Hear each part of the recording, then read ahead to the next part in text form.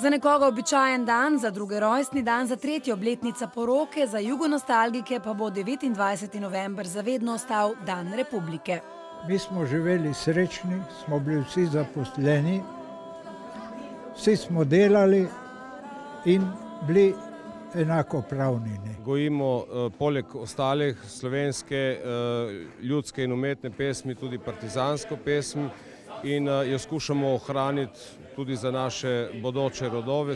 Vsi izhajamo iz družin, kjer smo imeli ali nonote ali starše v partizanih in se še vedno borimo za te vrednote. Dan, ki je v zgodovino zapisan kot dan drugega zasedanja AVNO-ja in dan nastanka nove, danes že nekdanje Jugoslavije, ni preživel njenega razpada niti v eni republiki nekdanje skupne države. Smo prišli z vnukom, da sam pokažemo, kako je bilo pretekla leta. Mi, ki smo starejši, smo čutili tisto dobroto, mladina pa še ni čutila to.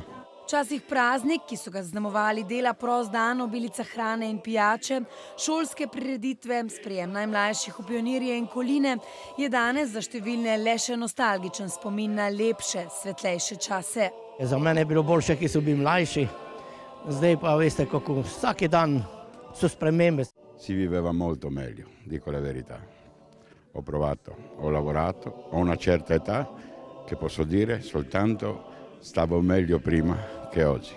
Per la nostra gioventù non c'è un domani, mi dispiace dirlo, per la nostra gioventù, per i nostri figli, soprattutto i piccoli che stanno crescendo, le scuole, il lavoro non è più quello che era.